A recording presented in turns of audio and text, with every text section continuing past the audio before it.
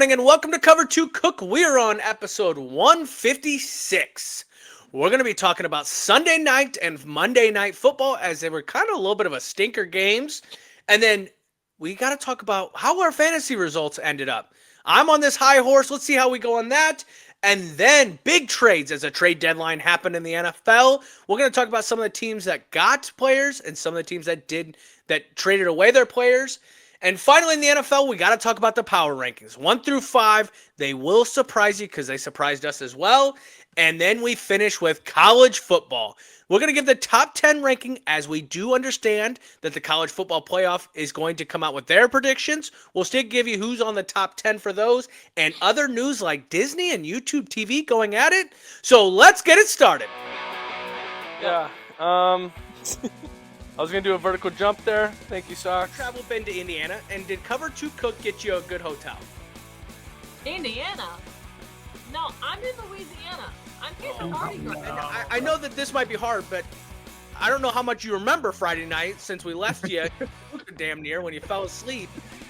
I got my belly full, man. I was like, I warm covers and warm. I was like, I could go to sleep right now. Yeah, I'm going to go with Jack Dorsey. Final answer? Yes. All right. This is going to be a long fucking day. Welcome back to Cover 2 Cook. We're on episode 156. I'm here with Tim and Anthony. And yes, we have a Sunday night and Monday night game to recap. So let's get right into it. Anthony, give me your first Sunday night recap. What was your takeaway? Yeah, Seahawks jumped out to a big lead, went up 28-0, and a lot of it was caused because of Commanders. Punt that dropped in a guy's hands right in the red zone for the Seahawks. Sam Darnold looked good. He looked good against this Commanders defense. I will say I don't think the Commanders defense looked very good at all. So Sam Darnold picked them apart. And then obviously the news coming out of this game is the fourth quarter. This game's out of hand, right? And the offense has struggled for the Commanders all game. I understand why Jaden's in. But all at the same time, he's coming off of how many injuries this year already? Goes to get tackled, obviously dislocates his left elbow. It's a nasty little injury that they showed. They pop it back into place, put him in a cast, take him out. He's probably most likely going to be done for the rest of the year because of it, which sucks for my fantasy. So I guess I'm riding with Bo Nix, and if people see this, but I'm going to probably try to pick up Sam Darnold because we'll talk about the trades in this one. But, yeah, it was not a good game. Seahawks beat them pretty handily, and we'll talk about the power rankings because surprisingly they jumped. Indeed. Tim, did you have any takeaways from this game? Yeah, Sam Darnold looked awesome. At one time, he was 16 for 16, which I think tied a record, a fantasy record, or not fantasy, a club record. I would not be surprised, and I did not know this, that he did get some votes last year for MVP. If he can keep playing the way, and now that he gets this receiver from Saints, if he keeps playing the way he is, and that NFC West is tough right now. For Washington, their defense does not look good. They've given up 3 games in a row of 21 points. Their offensive line is not good. And guess who they get next?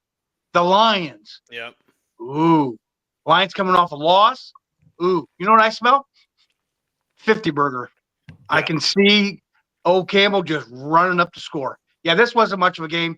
I think their offensive line has taken a step back this year for Washington. They are not, and now you got to start talking. This is what, the fourth injury for Jade Daniels? Yep. Is he a little China doll? Yeah. I do have a question, though. You brought it up, but if you had to give an MVP right now, who gets your MVP vote? Man, that is tough. He's going to say Bo Nix. No, not really. Can I say the Denver defense? No. Nope. Because I wouldn't give it to him either. I think Jonathan Taylor. I think with the 3 games, the 3 touchdowns, I think it's him right now. I know he had a bad game last week, but you're going to have a stinker here and there. But, yeah, I think him. I think it's between him and Matt Stafford. I think like a lot of people are not talking about Matt Stafford. I do remember Sam Darnold getting votes last year because he was with the Vikings. Right. But let's see how this year finishes up for this guy. Right. Because that is what we saw. But, yeah, I think it's either Jonathan Taylor or Matt Stafford. But we're halfway through the season, so I kind of wanted to ask. Who do you got, Lisa? Josh Allen, of course. Josh Allen. That's not a bad choice, but yeah. I'm tired of seeing the same guy win. So I want someone well, he's a good guy Yeah. in and off the field. Right. All right, well, let's move on to the Monday night recap. Tim, what was your recap from this game? First one and only one. You got to keep Jacoby Brissett QB1. I'm sorry. He's giving you the Arizona's offense more juice than Kyler Murray ever thought about this year and probably in the last 3 years. You've got to keep him number one. You know, I mean, that he's getting the ball to Harrison, McBride. He's getting them to everybody. Murray can't do that. I think Murray's done in Arizona. I really do. I know that foot. He's having issues with his foot. They just announced it today that Brissett is going to be the starter when they go up to Seattle. And so I think that you've got to keep him number one. He made that offense a hell of a lot better for Dallas. That defense is terrible. I can't, you know, and we'll talk about the trade deals that they got, but they need to finish the year. I think they almost need to tank right now. I think so they could get a top 10 pick because they need a lot of help, lot of help. And they are so undisciplined. Penalties. You've got the kid that they picked up, George Pickens, Taunton. Come on, man. You just gave up all them yards that you caught the ball with, and you got to show the ball to the guy. They're going to call that every time. I'm sorry. And the fumbles. You had 3 turnovers last night, Dallas. You scored 7 points. You know how you scored that 7 points? By a block punt. Yep. That's terrible. And at home, and Jerry's got these great plans. Ooh, I don't know, but it's not looking good in Dallas right now. I could agree with that one. Anthony, what was your takeaway from this game? Yep, and we just talked about MVPs. One of the people that before last night I would have said MVP is Dak Prescott. Dak Prescott has looked great, not having CeeDee Lamb. He's had George Pickens. Yeah. But that offense went flatlined last night. Absolute. And it's not like they went against a great defense. Arizona is subpar. I mean, they got some good players, but not like anywhere close to what the NFL has for good defenses. I also think too, you know, Jacoby Brissett, you're on that train right there. If you remember last year, he was a starter in New England. Do you remember they won their first game last year? And everyone was like, uh-oh, New England's going to go off. Jacoby was the quarterback. And then he came back to reality. I think that's what's going to happen in Arizona. I think Kyler Murray will go back to being the starter for them because of that. I do love knowing that Arizona does realize that they have a star wide receiver with Marvin Harrison Jr., which didn't drop balls, played pretty well last night. I think he had like 9 targets or something like that right in the first half. But the biggest problem right now is Cowboys and that defense. If your defense is going to be as bad as it is, the offense can never be as bad as it was on Monday night because then you guys look embarrassing. I don't think that is the result of what the Cowboys are going to look like going forward. I think the offense will do better as it goes forward, but I think the defense with what trades they got could take a step forward for the Cowboys. Yeah, no, definitely some interesting trades up ahead. We'll talk about that shortly, but let's get into our fantasy results. How did we finish, Tim? Did we win? Did we lose? We won. We won by 13. I was up by 52 going into the game. He had Brissett, Bam Knight, and Aubrey. I thought that 68-yarder thing was going to make it. Yeah, I really did. I'm like, oh, and that'll cut it. I was probably up by 20 at half, and I stayed up for the whole game, but I ended up winning by 13. So I'm 5-4 this year. I have no idea how I'm 5-4, but I am 5-4. I'm piecing work. I'm patching work. But I'm 5-4. All right. Survive in advance. Yeah, absolutely. Let's see how our counterpart did. The manager, did you pull through after our last discussion? Nope. Lost. I did have Marvin Harrison Jr. last night and CeeDee Lamb while playing against a person that had Dak Prescott and Bam Knight. So it was looking good in the beginning because Bam Knight wasn't getting utilized at all. And then Dak Prescott and CD weren't really hooking up. So I was like, Marvin Harrison has to score like 40 points for me, which it was looking good in that first. If Dallas would have kind of competed, it might have been one of those situations.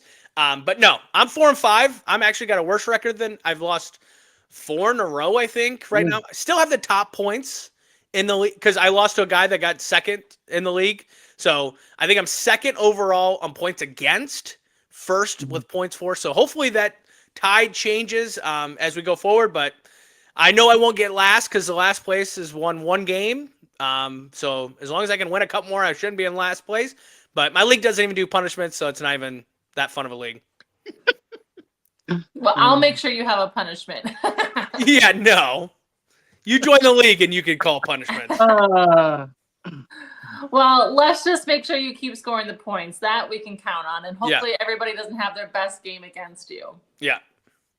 All right. Well, yes, as we've been teasing, we've had some big trades happening in the NFL. Let me run through a couple of highlights and get your thoughts. First up, I have Sauce Gardner is now going to the Colts. We have Quinnen Williams going to the Cowboys. Jacoby Myers going to the Jags. Rashid Shaheed going to the Seahawks. And the Bears acquired pass rusher Joe Tyron Shoninka, if you're guessing how to say that last name. And I know there's been a couple more, but I just thought we'd pick out some of the highlights. Anthony, what was one that shocked you from the couple I named off here? Yeah, the biggest one that shocked me was the Jets trading away their 2 stars. But Sauce Gardner going to the Colts. Colts lose one game, now their second game of the year, to Pittsburgh, and they say, no. We're going to go out and get the best, I would say one of the best corners in the NFL. I know Sauce has been kind of dealing with some injuries this year, so hopefully he can come back and play for the Colts. But that's honestly, when you look at the Colts, I don't think DBs has been their problem, but the rich get richer. And that situation, I think if that offense can turn around for the Colts, with Sauce Gardner now being your number 1 shutdown corner, that's a pretty good little team right there. Yeah, I mean, the Colts have been a hot topic for us, so having another threat on the field is only good news for them. Yeah. Tim, out of the few I named out, which one shocked you the most? I think the biggest winners is the Jets. They get for 2 years, 26 and 27, they get a first round and a second round, both years. So now you can pick you need a quarterback. So you got 2 years to find out which quarterback you need to go after in the college. Yeah. So I think that is a big one. Now my drawback is Aaron Glenn your guy to go after these draft picks? You've got all this capital, you've got all this deal, but is he your guy that could take you farther along? Yeah, I think they had to get rid of so they could get some capital. I think the biggest loser is Dallas. If they picked up a DN and that, they need a lot more help than just that. Jerry, I mean, come on. You picked up a guy from the Bengals that has a worse defense than your defense is. Yeah. And Wilson. And, I just don't – I think they need a lot more help. Even Aikman said last night on the game, one player is not going to turn this defense around or this team around. Yep. He's going to need a lot more. And that's why I said maybe tank a little bit, which I don't think the NFL tries that, but to get a top 10 pick. But here's the deal too. You got rid of Micah Parsons, which is one of the top defensive guys and you pick up in more defense. Yeah. I almost think it almost looks like by optics, Jerry doesn't really care about this. He says he cares about winning. Does he really? I don't know. I'm kind of skeptical. And I think the optics look like you made a mistake by getting rid of Parsons, because now you went out and got another defensive lineman. Now he's not a DN, he's a D tackle, right. But didn't you get a D tackle for Parsons? So I guess I don't really understand that side either. But no, I definitely think, and just throwing one out there real quick on as another side, as well as Rashid Shaheed going to Seahawks. That's another deep threat when you already have Jackson Smith and Jigba. That's a deep threat. Sam Darnold should not have any reasons to having any bad games, but the man also had Justin Jefferson and Jordan Addison for Minnesota last year, and we watched him struggle at the end of the year. So I don't care who he gets. He's got to play better as the year goes on. I also do an honorable mention, Jacoby Myers going to Jacksonville. Okay, Trevor Lawrence, we're getting you your weapons. Now we know that Travis Hunter, you're going to lose him for 4 games, but you got Brian Thomas Jr. Come on, let's go. Yeah, I was actually surprised he didn't. I was surprised he didn't get traded. Who? Brian Thomas Jr. Because he was on the market, and I want to come back to something you said too. If you're going to get Aaron Glenn as a coach, why are you giving him less than a year to get it figured out? Because now you're telling him we're rebuilding. So is he the guy to rebuild? Because I looked like he was the guy that was going to take him into a good program. And just real quick, 1 year before Aaron Rodgers got there, so 3 years ago, the Jets were a hot topic. They were winning games. Breece Hall was a stud. Sauce Gardner was the best DB in the NFL. and you're now selling within 3 years. I think they're just doing it quicker than what other teams usually do by saying, okay, this ain't working out. We got to go do it again. So, but also that GM's an idiot too. So, Well, also too, Anthony, 3 years ago they said we're just one quarterback away. Yeah. We're an Aaron Rodgers type of quarterback away from making the Super Bowl. Not so much. they were though. They legitimately were. But it didn't work. So Yeah. it now, so now that's the only thing I'm skeptical about is Aaron Glenn your guy?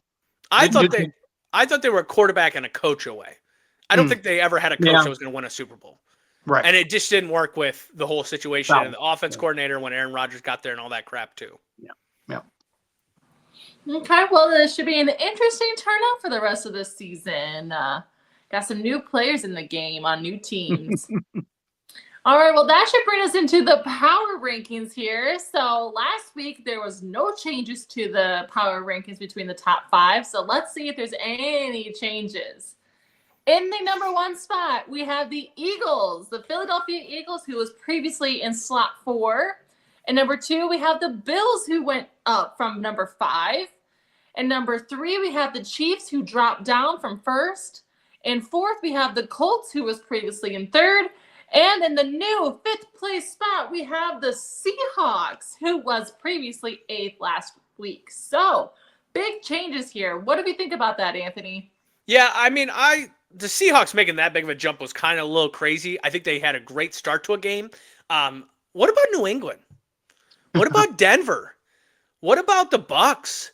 I mean, I think the Bucks were on a bye last week, and the Eagles jumped from 4-1, not even playing a game. Not even playing a game. They went from 4-1. Wow. I don't understand this. I think the Chiefs should have been punished more for their loss. I think the Colts should have been punished more for their loss because we've seen teams lose and they just don't move them down. And it's like, I don't understand that. Like, they lost. Like, think about the top 10 for college football. Like, when a team loses, they go down. They go down to, 10 or 13 or 18 even for some of these teams and things like that. I just think the punishments for losing are not hard enough when some of these teams like New England and Denver that just keep winning are getting no respect in the top 5 power rankings. Yeah, no, I definitely agree with that. When I was thinking about this yesterday, I'm like, I think we're going to have a brand new top 5. Like, it didn't feel like last week's top 5 performed like they should have. I thought we were going to have a brand new one, but nope, just a couple shufflings and only one brand new one. Tim, What did you think about this? I don't understand how you can. Denver is the number 2. If the playoffs started tomorrow, Denver's number 2 seed. Yep. The number 2 seed, and they can't be in your top 5. I don't get it. I don't know who's coming up with these top 5, but it sounds like the one that Danny Parkins off FS1, where he don't even have Denver in the top 10. But he's mocking it. I know what he's doing. He's mocking it. But this is a mock. This is, I don't know.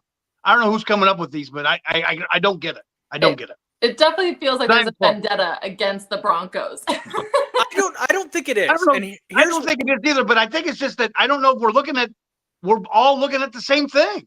I just think there's games that they should be blowing teams out and they're not. Mm. And I think that's Houston.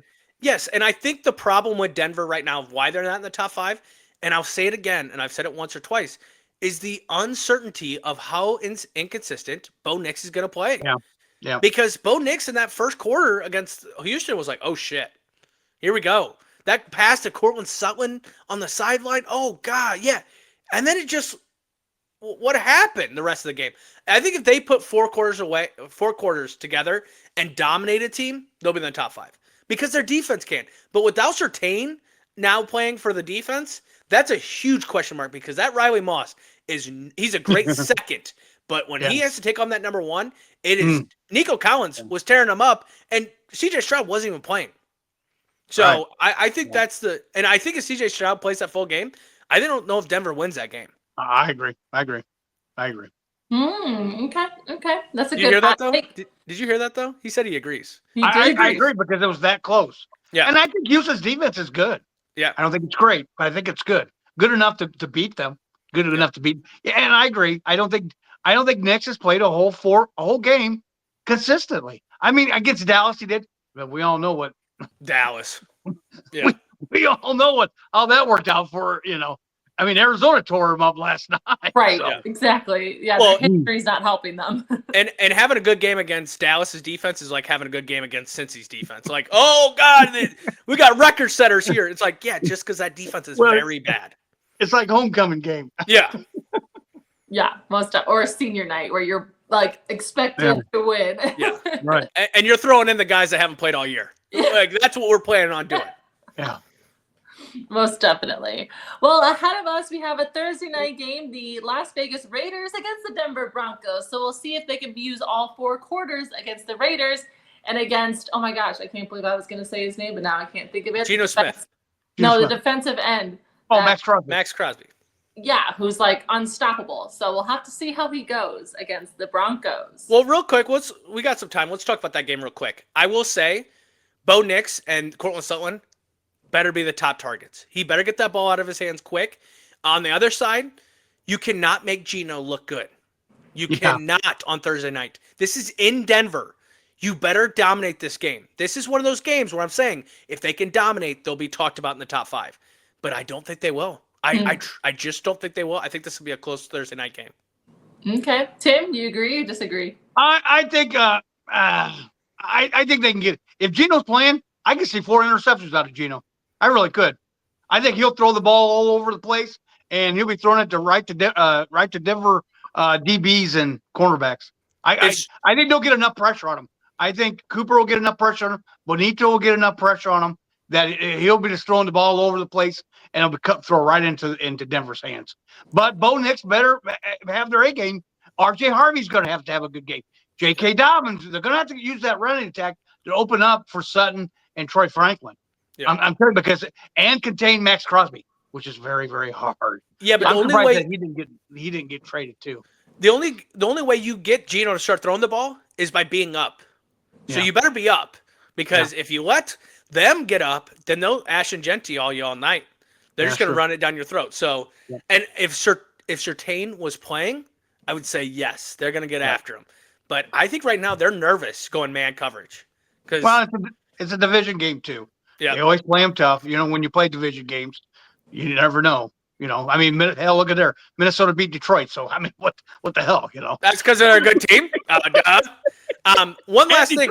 At Detroit after a bye, they still beat them. Wow. I couldn't believe it. Because Minnesota is a Super Bowl team. Like, I don't know what you're talking about here.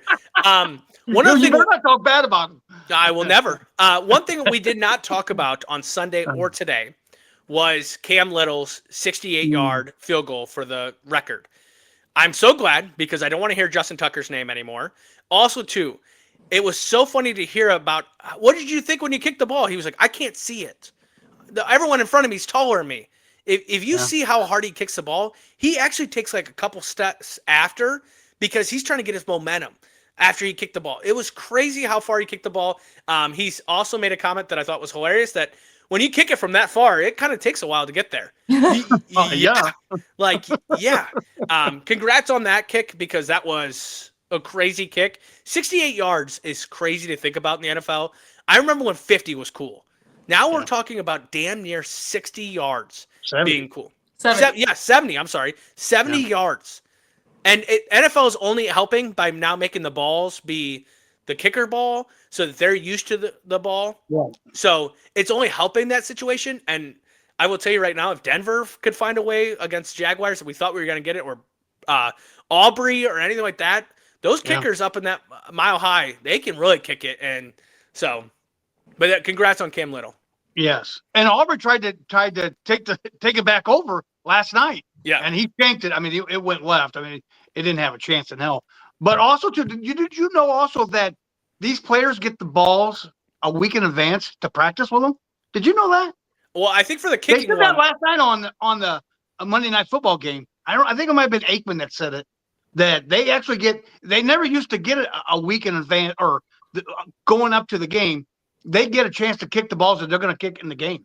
Yes, they keep it. Yes, and that's why I'm saying that now it's leading to where they're finding the soft spot in the football. They're finding all this, so now they're able to kick it far. The NFL is allowing this to be like, keep going. Let's see how far you guys can go, because the way, and also too, the kickers used to be the smallest people on the fields. Now these kickers are ones that have huge, and I mean just huge legs Right. in this. So it's only going to get farther as time goes on. Right. Well, Lisa learned something new today. I did not know they had 2 different balls in the football game. Yeah. Yeah. Just like the yellow line is not really painted on either. Okay. Oh, I didn't know. I'm trying to help you Yeah. out. Hey, we're trying to help Years ago. everybody. We're trying to help everybody. Yeah. That happened years. Okay, let's not throw me under the bus, all right? I had First you college a football couple years. game, and I was like, wait, where's the first down line? And why doesn't it move? Yep. That's why you can never meet your heroes in real life right there. Oh, Can't go boy. to a game. Oh boy. Just when you think you understand the game, they throw something else out there. There's Yeah. a different kicking ball for the kickers. Gosh darn. Mhm. And that works for punters as well, too. It's not just field goal kickers, it's punters as well. So that's why you're seeing some of these people like that Reza for Buffalo punting that shit 60-some yards because they're used to the ball by the time it comes time to it. Right. You know, back in my day, they had 1 ball for 1 game. It doesn't work like that. You can't use that back in my day. No. Old man Rogers down below me can say something like that, or even me playing the game can say some shit like that. Oh. No, I'm still new to the game. Yeah. All right, well, let's move on to college football. We have a brand new top 10 rankings. Later this week, or maybe later tonight, there'll be the college playoff predictions. But let's talk about where we are with the top 10 after this weekend. Anthony, take it away. Yeah, so real quick, just because they're in the top 12 does not mean they're going to be a top 12 for the college football playoffs because of conference winners. So just remember that. First, right off the bat, top 7, exactly the same as last week, okay? Ohio State, Indiana, Texas A&M, Alabama, Georgia, Oregon, Ole Miss. Okay. Same as it is. But right after that, we get a little interesting. Number 8 is BYU going up 2 spots. Texas Tech going at number 9, going up 4 spots. Number 10, Notre Dame going up 2 spots after not really having a great game. The biggest up, though, was Oklahoma going up 7 spots to number 11. Texas did that as well. But the biggest loser would be the 2 ACC teams, Georgia Tech going down 8 spots after their loss, and Miami going down 8 spots, which I don't even think they should be in the top 20 anymore with their 2 losses. Yeah, so that's 2 top 10 previous teams out of the top 10 completely. Which makes that ACC so interesting because they are going to be in this college football playoffs. Someone is. Somewhere, yeah. Somewhere. And who is the biggest question now? Because I thought it was going to be Georgia Tech. And then them losing, well, it'll be Miami because they're, at this point, it's a free-for-all in that ACC. And as a Notre Dame fan, I don't love that. I don't want that. I don't want these ACC teams looking like they're good when they're not. Right. Get them out. Just like the Big 12, because I will take BYU, and it can be at whatever they worship at. I don't care. We'll whoop their ass up and down the street. Tim, what surprises you about this top 10 this week? I think everything has stayed the same. So I mean that's kind of a good. I think I did see a prediction when it does come out that we would play BYU. Yeah. So that would be I like my chances there. But yeah, I think also too, watch out for SMU. They kind of snuck in the back door last year too. Nobody had them on their bingo card, and I think they only have 1 loss in the ACC. They could sneak in there. Well, it now seems like Georgia it's Tech and Miami out. Who could sneak in there? So 1 second. They're not even in the top 25, SMU, and I think they have 2 losses. It's Louisville that you need to watch out for. Gotcha. Louisville's got 1 loss, and they're now in the top 14. They're 14. So I would watch out for them, but Georgia Tech's still right there. And it's funny now because now you're seeing 2 lost teams getting now back where Notre Dame is. Right. And Notre Dame lost their first 2 games, okay? 4 points. First 2 games. These teams are losing games now.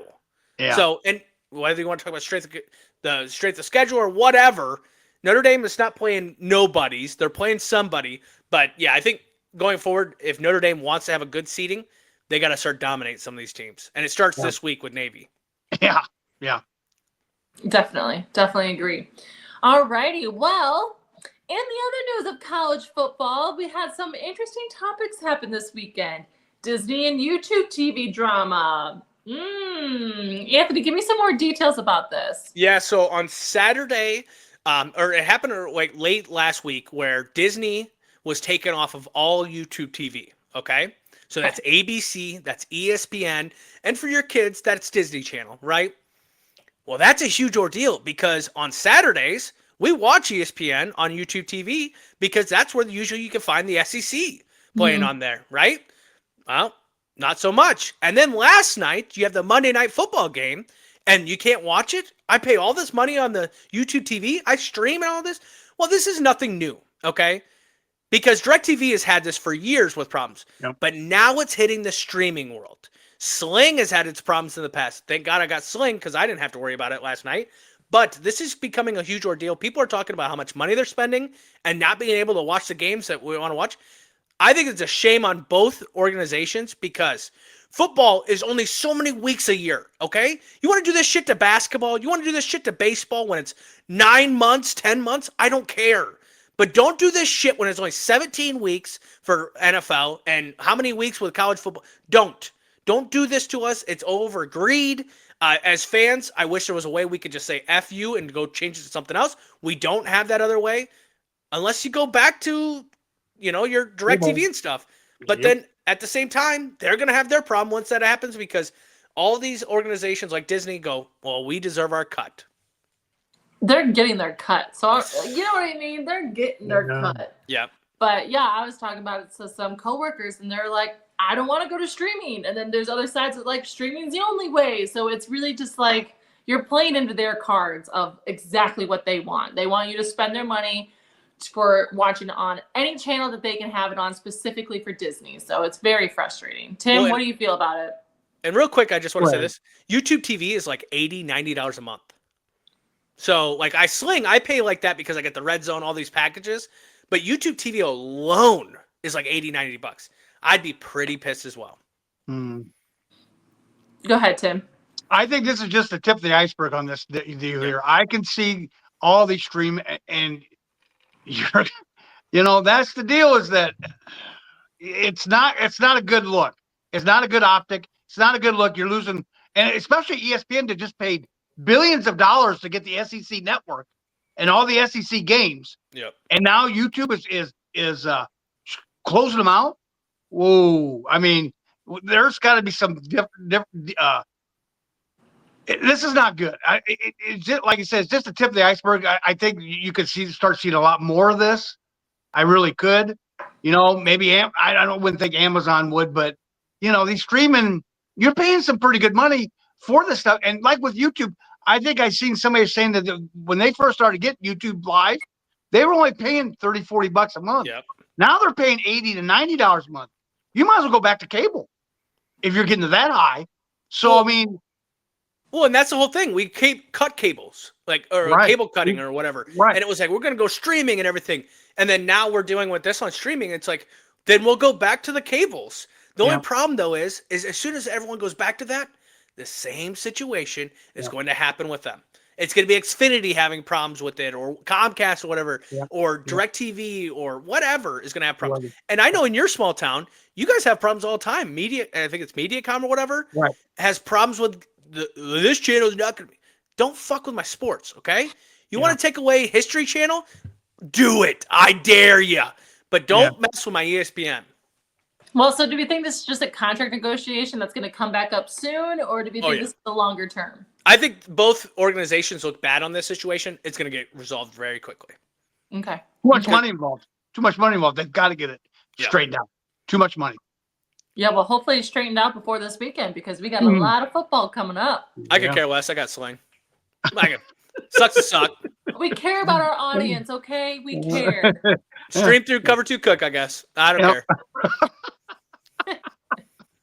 Oh. All right. Well, in other news, we have Dylan Raiola from Nebraska broke his leg and will be out the rest of the season. Tim, did you hear about this? What do you think?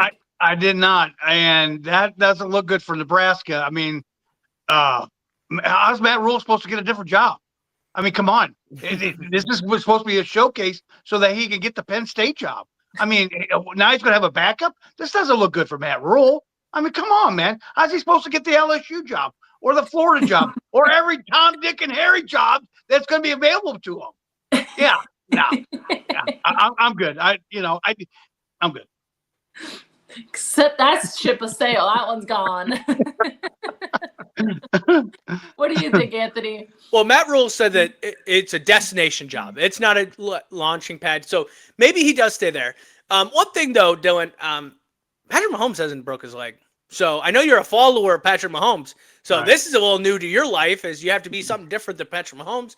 Yeah, this sucks for Nebraska. They were having a great season. Obviously, they did lose at USC this past weekend. That was a chance to really put themselves on the map. But now it's going to be a little bit of a cakewalk when you go against Nebraska going forward. That's unfortunate, though. No one likes a broken leg. That's a long time to recover. Well, and he's a sophomore. He'll be going into his junior year next year. So now you have what's he going to be like when coming into the season. So, yeah, that sucks. Yeah, definitely sets you back. Well, the last thing I have is Julian Lewis is expected to start for Colorado this week. And apparently, this was the one that got the key handed to the kingdom from the Shedeur Sanders. Anthony, what are your thoughts on this? Yeah, Colorado needs to do something. They're just getting spanked. I mean, honestly, I know it sucks to say this, but is Dion on the hot seat? Colorado put so much money into this program. They got Travis Hunter. They got Shedeur. They were going to be a national championship caliber. Obviously, that didn't work out last year for him. And then Julian Lewis was the number one recruit. I remember he announced it on Pat McAfee's show because of how big of a deal he is, stuff like that. I think they got to do this. I just laugh because now we're seeing Shedeur playing the NFL or not playing the NFL because he's not that good. I hope the best for him. He's young, so Colorado fans out there, be easy, right? He's going to make mistakes. He's got to grow up as time goes on. Hopefully he's a good quarterback, but if he does become who we think he's going to become, I highly doubt he'll be in Colorado by the time he graduates. Well, do you think he'll go to the Jets? No, I meant I think he's going to Alabama or LSU or Ole Miss. Portal. Oh, okay.